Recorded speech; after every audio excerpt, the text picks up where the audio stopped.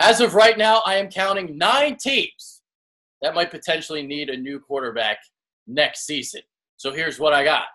I've got the Giants. I've got the Jaguars. I've got the Browns, the Vikings, the Bills, the Redskins, the Broncos, the Jets, and the Cardinals. So out of those 9, there are 4 teams drafting in the top 6 of the NFL draft. We got the Browns, the Giants, the Broncos, and the Jets. So in terms of a potential Nick Foles trade, you're going to have to find a partner that has a later first-round pick that's ready to win right now.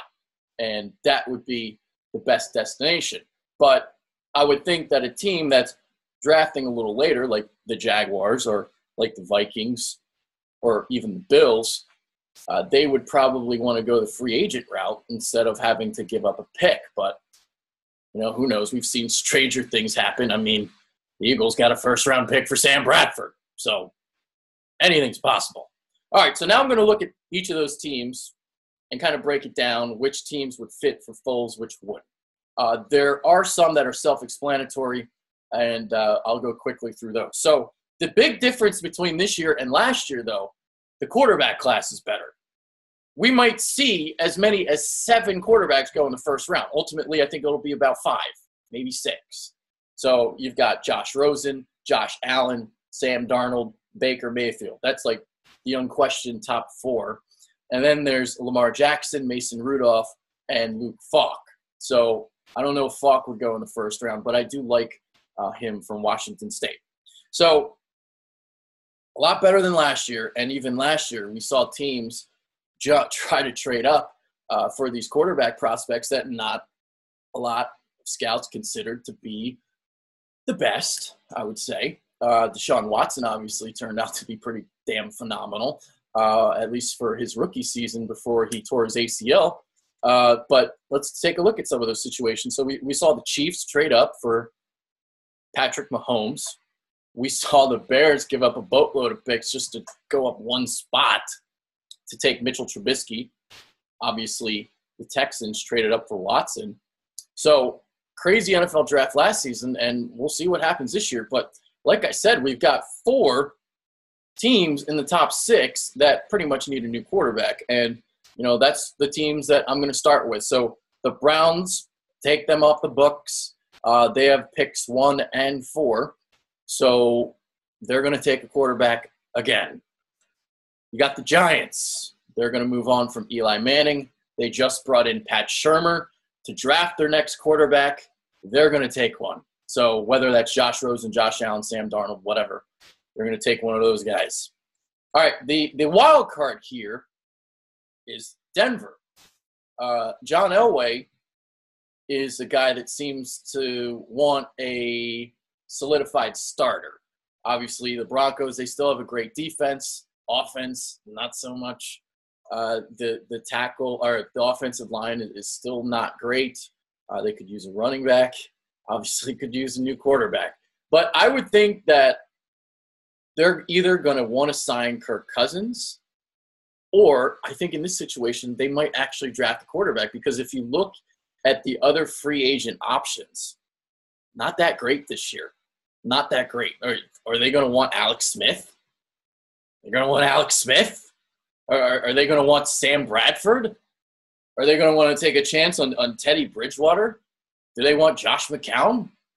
So ultimately, I think if Kirk Cousins is available, I think they're going to want him. But if he's not, I think they draft a quarterback. I don't think they would want Eli Manning or any of the guys that I listed. So I think they go quarterback. Then you got the Jets at number 6. And this is an interesting spot. I don't think Nick Foles would go to the Jets. I think they would actually draft a quarterback as well. But the thing with them is, the thing to watch out for them is, would they want to trade up and leap Denver? Because if it's Josh Rosen, Sam Darnold, then you're down to 2 options. And if let's say the Jets, they don't like a particular quarterback and they're stuck having to draft that quarterback, I don't know if they would want him. So a situation that could actually arise for them, they might actually bring Josh McCown back and maybe get the quarterback next year. I don't think they would trade for Nick Foles. I think if they can't get the quarterback they want, they'll bring back Josh McCown, and he'll be, there for another year as basically a transition starter. So the Jets ultimately wound up winning some games this year. They coming into the season, they were supposed to be the worst team in football along with the Browns, but didn't really happen that way. Todd Bowles actually did a pretty good job with that team. But now, looking at the draft, they might get shafted and might not get the guy that they want. All right, so some other situations. We got the Redskins. They draft at number 13. Now, if they want to franchise tag Kirk Cousins again, it's going to cost $34 million. I don't think they want to do that. But the other thing that you can do is use the transition tag on him. So basically the way it works is you would have to, I think this is the way it works, you would have to pay Cousins 20% more than he made last season, which ultimately winds up to be somewhere around the $28 million range. So while that's still a boatload of money, it's less than the $34 million. So I think the Redskins, they're going to want Kirk Cousins back.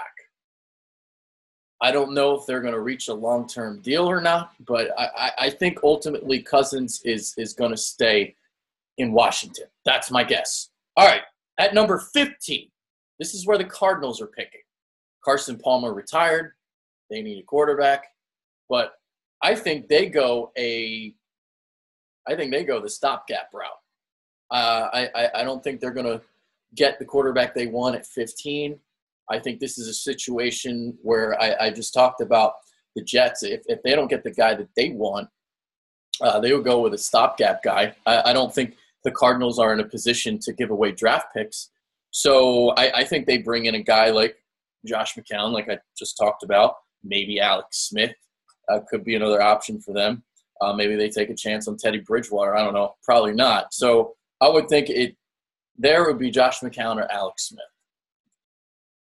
We go to number 21 and number 22. This is where the Bills pick. They still have Tyrod Taylor.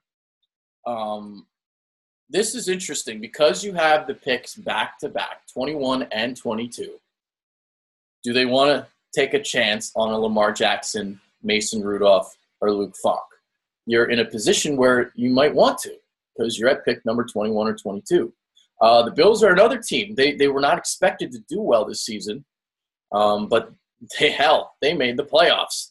And first time they were in the playoffs since 1999. They wound up obviously losing their wild card game to the Jaguars. But Bills, I don't think they would trade for Foles. I think they would want to trade or they'd want to draft a quarterback. They would want a Mason Rudolph, Lamar Jackson, or Luke Falk. And in their minds, if they do trade for Foles, I mean, how much of an upgrade is that over Tyrod Taylor? So there you go. We move on to the Jaguars at 29. This is where I think Eli Manning lands. You got the Tom Coughlin connection. Blake Bortles is a free agent. I think the best option for them would actually be Kirk Cousins, but I think Denver and Washington, those are the top two teams that would go after Cousins, and obviously the Redskins have him kind of under control if they use the transition tag. So I think ultimately this is where Eli Manning goes, but this is a sleeper destination for Nick Foles. I think so. Because Eli Manning is 37 years old. How many years does he have left? Maybe 1, 2, or 3, if that. So this could be a spot where they go Foles. Number 30, the Vikings. I think this is another situation where you see a transition tag used. I think that they want to bring Case Keenum back.